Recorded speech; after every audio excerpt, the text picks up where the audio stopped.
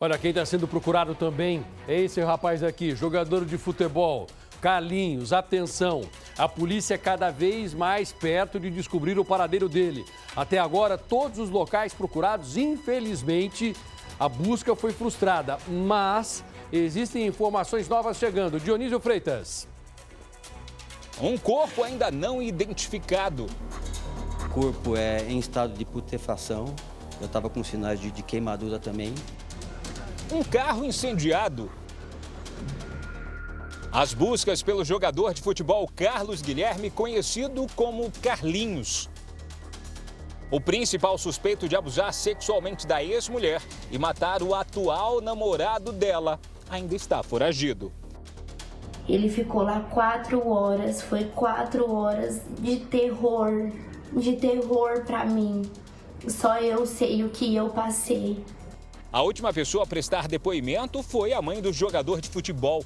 9 dias depois do crime, ela contou aos investigadores que o próprio filho confessou tudo para ela. Ela contou que teve um contato com ele no dia do crime. Ela recebeu um telefonema do Carlos. O Carlos confessando aí que havia feito uma besteira e contou que realmente entrou na casa da Érica, a casa estava com a porta aberta. Acabou flagrando lá o David com a Érica na cama e acabou pegando uma marreta e desferiu os golpes contra a vítima. Foi isso que ela disse. Quanto ao paradeiro dele, ela não nos informou nada. Carlinhos foi visto pela última vez ao deixar a casa da ex, depois de ter matado David e abusado de Érica, a mãe dos filhos dele. Para a polícia, ele está vivo? Nós acreditamos que ele está vivo e está foragido, é considerado foragido. A polícia não descarta nenhuma hipótese sobre o paradeiro de Carlinhos. E na noite dessa segunda-feira, fim de tarde, início de noite, uma informação fez com que delegacias da região de Itapevi, de São Roque, de Jandira ficassem em alerta. Um corpo foi encontrado próximo à rodovia, especificamente entre Itapevi e São Roque. Seria um corpo do sexo masculino em avançado estado de decomposição. Automaticamente, a polícia foi até o local. Os agentes de Jandira, o delegado responsável, Dr. Sérgio, que é o responsável pela informação, foi até o endereço para justamente descartar ou não a possibilidade de que o jogador pudesse ter sido morto. Ao chegar lá, eles perceberam que as características poderiam ser um pouco diferentes. Tatuagens que o jogador teria naquele momento não foram encontradas, mas a polícia não descarta que aquele homem morto possa ser ou não o Carlinhos e que um exame de necrópsia irá tirar as dúvidas sobre o paradeiro do jogador e de quem seria o corpo encontrado em meio à região de mata.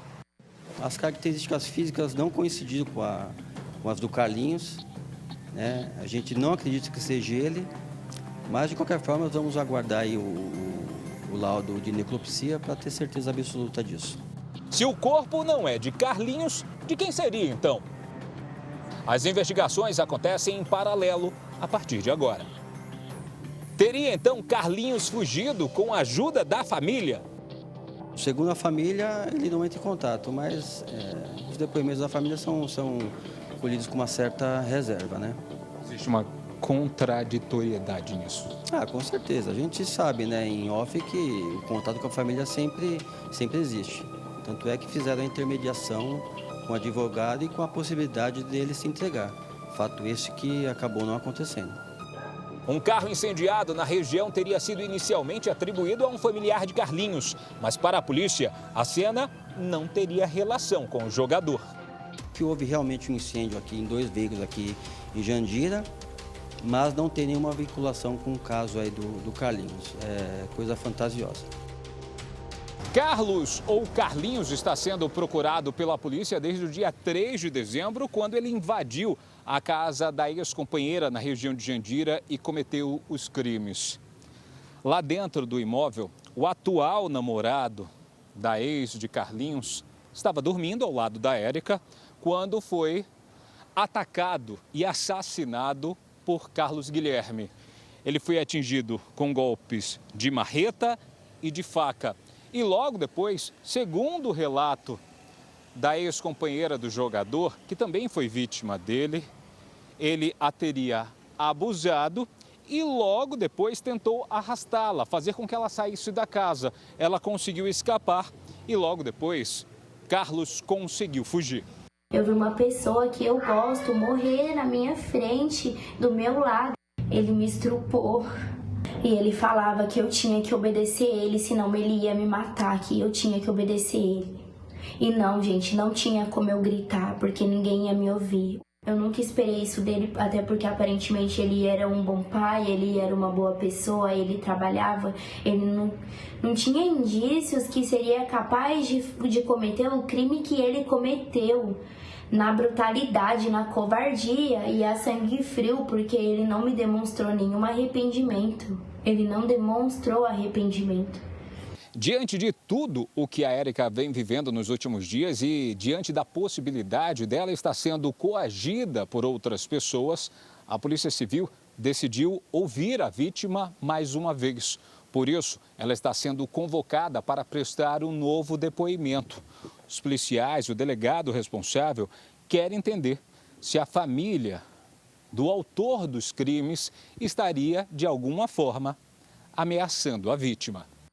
O pedido de prisão temporária contra Carlinhos continua em vigor, mas agora a polícia deve tomar uma nova atitude em relação ao jogador.